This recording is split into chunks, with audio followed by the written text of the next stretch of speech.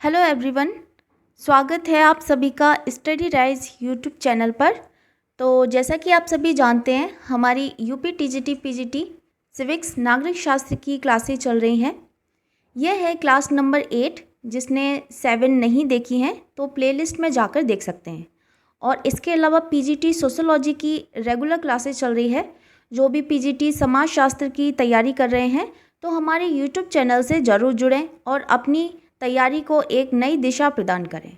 ठीक है, तो चलिए फिर आज की वीडियो स्टार्ट करते हैं।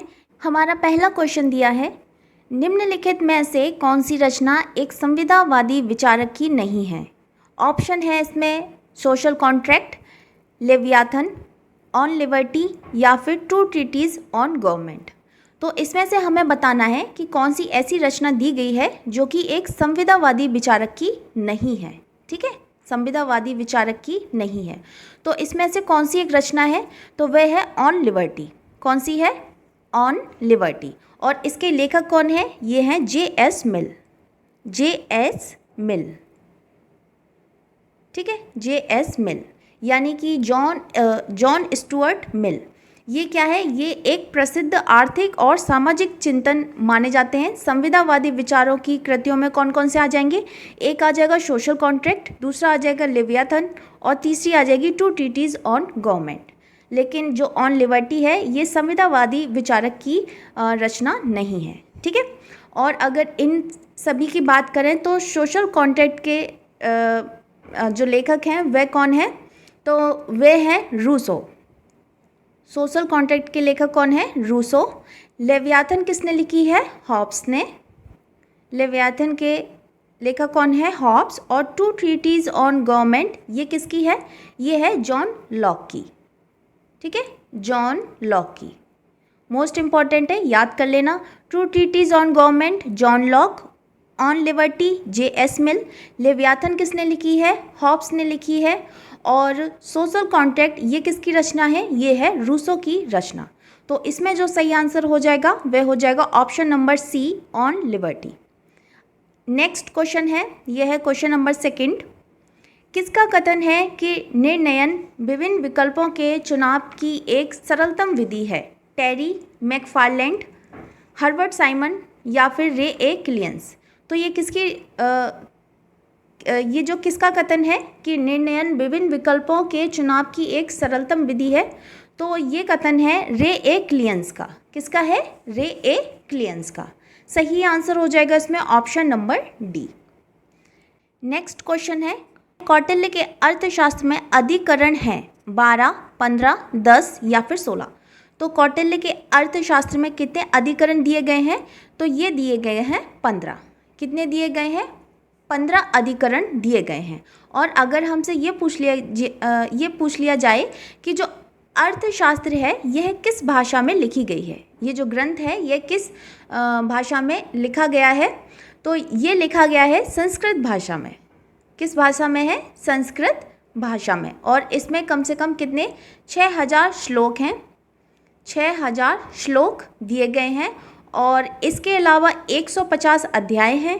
150 अध्याय हैं और 180 ये हैं प्रकरण। 180 कितने हैं? ये हैं प्रकरण। ठीक है, और 150 ये अध्याय हैं। तो इसमें जो सही आंसर है वह है option number B, 15। Next question है क्वेश्चन नंबर 4। निम्नलिखित में से कौन सा उद्देश्य भारत के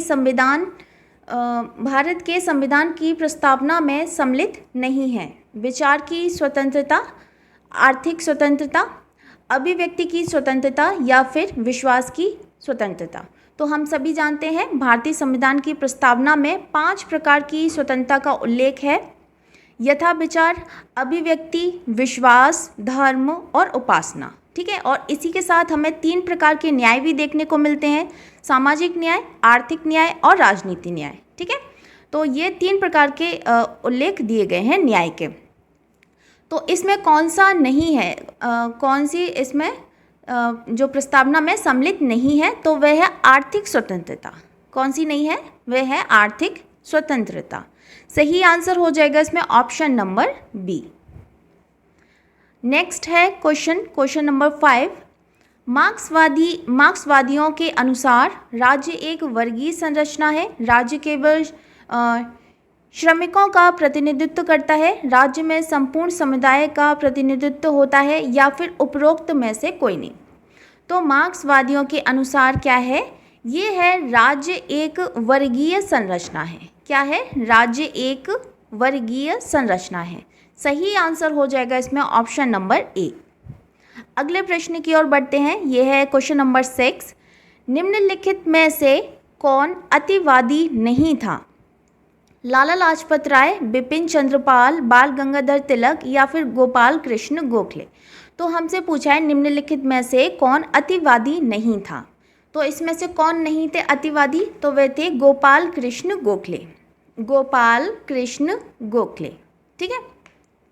तो आप जानते हैं कि सूरत का जो अधिवेशन हुआ था, ये हुआ था 1907 में। 1907 के सूरत अधिवेशन में जो दो गुट थे वे अलग अलग हो गए। एक हो गया गरम दल और एक हो गया नरम दल। तो गरम दल के जो नेता थे वे सब कौन थे? वे थे लाल बाल पाल, यानी कि लाला लाजपत राय, बाल गंगाधर तिलक और बिपिन चंद्र पाल ने किया था। और जो नरम दल के जो प्रमुख नेता थे उसमें कौन कौन आ जाते हैं? तो उसमें आ जाते हैं दादा भाई नौरोजी, उमेश चंद्र बनर्जी, फिरोज शाह मेहता और ये गोपाल कृष्ण गोखले, ठीक है। ये सब नरमपंथी दल के नेता थे। तो इसमें वही पूछा है कि निम्नलिखित में से कौन अतिवादी नहीं था? तो वे थे गोपाल कृष्ण गोखले, ठीक है। ये नरम दल के नेता थे। नरम दल सही आंसर हो जाएगा इसमें ऑप्शन नंबर डी। अगले प्रश्न पर बढ़ते हैं। ये है प्रश्न नंबर 7। निम्नलिखित में से किसने उदारवादी प्रजातंत्र की विश्वव्यापी विजय को इतिहास के अंत के रूप में व्याख्यान किया? समीर अमीन, डेविड हेल्ड, फ्रांसिस कुकोयामा या फिर सैमुअल हंटिंगटन। तो इसमें जो सही आंसर है वह है ऑप्शन नंबर सी, फ्रांसिस कुकोयामा। कौन है? फ्रांसिस कुकोयामा। किसने उदारवादी प्रजातंत्र की विश्वव्यापी विजय को इतिहास के अंत के रूप में व्याख्यात किया है? इतिहास के अंत के रूप में व्याख्यात किया है, तो ये किया है फ्रांसिस कुकोयामा ने, ठीक है। सही आंसर हो जाएगा इसमें option number C. Next question की ओर बढ़ते हैं। यह है क्वेश्चन नंबर 8। निम्नलिखित में से कौन ऑस्टिन के संप्रभुता सिद्धांत का कटुतम आलोचक है? सर हेनरी मैन, हॉब्स, बोंदा या फिर लास्की। तो कौन है ऑस्टिन के संप्रभुता सिद्धांत का कटुतम आलोचक? तो ये है सन हेनरी मैन। कौन है? सर हेनरी मैन, ठीक है। सर हेनरी मैन सही आंसर है इसमें ऑप्शन नंबर ए। नेक्स्ट है क्वेश्चन नंबर 9। सूची 1 को सूची 2 के साथ सुमेलित कीजिए तथा नीचे दिए गए कूट में सही उत्तर का चयन कीजिए।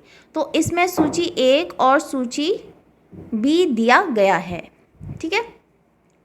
तो ये इसमें बताना है, इसमें एक तरफ दिया है विचारक और दूसरी तरफ दिए हैं उनके सिद्धांत। तो जो पहला है ये है मॉर्गेनथाउ, ये है यथार्थवादी संप्रदाय, ठीक है। ये यथार्थवादी राजनीतिक विचारक थे। दूसरे हैं बर्नार्ड कोहेन, ये है निर्णय निर्माण उपागम, ठीक है। तीसरे हैं मार्टन कापलान, तो ये है व्यवस्था सिद्धांत से संबंधित, ठीक है। मार्टन कापलान ये क्या है? ये व्यवस्था सिद्धांत से संबंधित हैं। फिर है अगला इमाइल वर्ड, तो ये खेल सिद्धांत से संबंधित है। यह व्यवहारिक गणित की एक शाखा है जिसका प्रयोग विभिन्न विषयों के लिए किया जाता है। तो ये है खेल सिद्धांत से संबंधित कौन? इमाइल वर्ड, ठीक। नेक्स्ट क्वेश्चन पर बढ़ते हैं। ये है क्वेश्चन नंबर 10। संसद में पहला लोकपाल विधेयक प्रस्तुत हुआ। इसमें ऑप्शन दिए हैं। अच्छा, ये पहला ऑप्शन ये है 1968 में, दूसरा है 1967 में, 1971 में या फिर 1972 में। तो संसद में जो पहला लोकपाल विधेयक प्रस्तुत हुआ था वह कब हुआ था? तो ये हुआ था सन 1968 में, सन 1968 में, ठीक है। संसद में पहली बार वर्ष 1968 में अधिवक्ता शांति भूषण द्वारा जन लोकपाल विधेयक प्रस्तावित किया गया, ठीक है। सही आंसर हो जाएगा इसमें ऑप्शन नंबर ए 1968।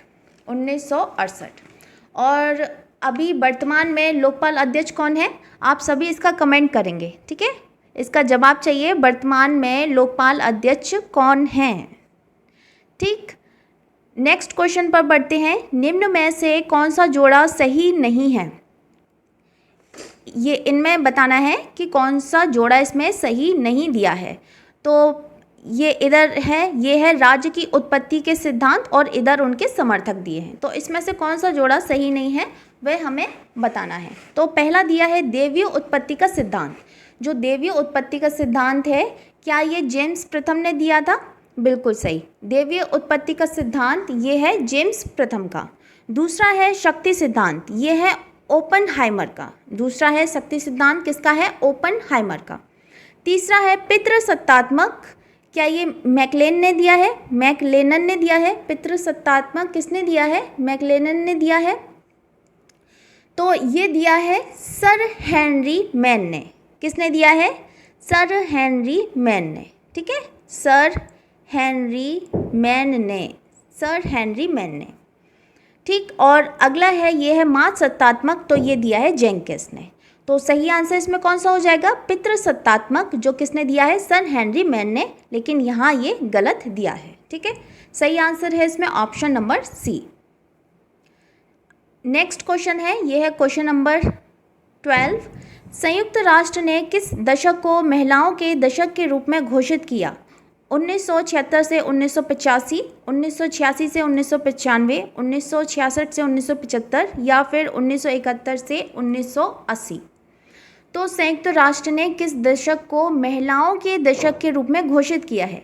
तो महिलाओं के दशक के रूप में कौन से सन उसको घोषित किया है? तो ये किया है सन 1976 से लेकर सन 1985 तक, यानी कि 1976 से लेकर 1985 तक ये महिलाओं के दशक के रूप में इसको घोषित किया था, ठीक है, महिलाओं के दशक के रूप में इसको घोषित किया था, ठीक है। तो इसमें जो सही आंसर हो जाएगा वह हो जाएगा ऑप्शन नंबर ए। अगले प्रश्न पर बढ़ते हैं। यह है प्रश्न नंबर 13। शिक्षित बनो, संघर्ष करो, संगठित बनो, यह किसका दिया हुआ नारा है? शिक्षित बनो, संघर्ष करो, संगठित बनो, यह किसका दिया हुआ नारा है? राजा राम मोहन राय, ईश्वर चंद्र विद्यासागर, M.N. राय या फिर B.R. अम्बेडकर। तो ये किसने दिया है ये नारा? तो ये दिया है डॉक्टर भीमराव अंबेडकर जी ने ये नारा दिया है कि शिक्षित बनो, संघर्ष करो और संगठित बनो। सही आंसर हो जाएगा इसमें ऑप्शन नंबर डी। इसके अलावा इसमें और भी सवाल हैं, जैसे ये जो पहला है ये है राजा राम मोहन राय। तो इन्होंने कौन से समाज की स्थापना की है? तो इन्होंने की है ब्रह्म समाज की स्थापना, ब्रह्म समाज की स्थापना की है। और इसके अलावा वे आत्मीय सभा के संस्थापक माने जाते हैं, ठीक है, आत्मीय सभा के संस्थापक माने जाते हैं। राजा राम मोहन राय ब्रह्म समाज की स्थापना की है और दूसरा पॉइंट क्या है? आत्मीय समाज के संस्थापक माने जाते हैं, ठीक है। फिर है अगला ईश्वर चंद्र विद्यासागर। ईश्वर चंद्र विद्यासागर, तो इन्होंने विधवा पुनर्विवाह पर बात की है, विधवा पुनर्विवाह, ठीक है। तीसरा है M.N. राय, तो ये है कम्युनिस्ट पार्टी के संस्थापक। M.N. राय कौन है? कम्युनिस्ट पार्टी के संस्थापक हैं, ठीक है। और है डॉक्टर भीमराव अंबेडकर, तो ये बहिष्कृत हितकारिणी सभा, इसके अलावा समता सैनिक दल, इसके अलावा डिप्रेस्ड क्लासेस एजुकेशनल सोसाइटी, है ना। तो ये सभी इनके उसमें आते हैं, ठीक है। तो इसमें जो सही आंसर है ये है option number D, B.R. Ambedkar. अगले प्रश्न पर बढ़ते हैं। ये है क्वेश्चन नंबर 14। निम्नलिखित में से कौन सा जोड़ा सही नहीं है? एक तरफ दिया है लेखक के बारे में और दूसरी तरफ दिए हैं उनकी पुस्तक के बारे में। तो इसमें से हमें बताना है कि कौन सा इसमें सही जोड़ा नहीं दिया गया है। तो पहले पर चलते हैं। पहला है मोस्का। मोस्का की पुस्तक है द रूलिंग क्लास, ठीक है, बिल्कुल सही है। मोस्का की पुस्तक का क्या नाम है? Ruling class. दूसरा है पेरेटो, इनकी पुस्तक का नाम है माइंड एंड सोसाइटी, ये भी बिल्कुल सही दिया है। इनकी पुस्तक का नाम क्या है? माइंड एंड सोसाइटी, तीसरा है रॉबर्ट मिचेल्स, इनकी पुस्तक का नाम है पॉलिटिकल पार्टी। ये भी बिल्कुल करेक्ट दिया है, इनकी पुस्तक का क्या नाम है? Political party. फिर चौथा है लिपसेट, तो इनकी पुस्तक का नाम है वेल्थ ऑफ नेशन। क्या ये सही है? वेल्थ ऑफ नेशन किसकी पुस्तक है? वेल्थ ऑफ नेशन किसकी पुस्तक है बताइए? तो जो वेल्थ ऑफ नेशन है ये है एडम स्मिथ की पुस्तक। किसकी है? एडम स्मिथ की पुस्तक है। ठीक है, वेल्थ ऑफ नेशन किसकी पुस्तक है? ये है एडम स्मिथ की पुस्तक है। सही आंसर हो जाएगा इसमें ऑप्शन नंबर डी, क्योंकि हमसे पूछा था कि सही जोड़ा इसमें से कौन सा नहीं है। ठीक है, ऑप्शन नंबर डी इसमें सही आंसर हो जाएगा। नेक्स्ट क्वेश्चन पर चलते हैं। ये है क्वेश्चन नंबर 15। लोक निगम का उत्तरदायित्व होता है नौकरशाही के प्रति, प्रधानमंत्री के प्रति, राष्ट्रपति के प्रति या फिर संसद के प्रति। तो लोक निगम का उत्तरदायित्व किसके प्रति होता है? तो ये होता है संसद के प्रति होता है। किसके प्रति होता है? संसद के प्रति होता है। लोक निगम संसद के प्रति उत्तरदायी होता है। सही आंसर हो जाएगा इसमें ऑप्शन नंबर डी। ठीक है, ऑप्शन नंबर डी। तो ये थी आज की वीडियो। उम्मीद करती हूँ आपको वीडियो पसंद आई होगी, और पसंद आती है तो आप इसको अपने दोस्तों तक ज़रूर शेयर करें, लाइक करें और कमेंट करें। मिलते हैं फिर बहुत जल्द नेक्स्ट वीडियो में। तब तक के लिए थैंक यू सो मच।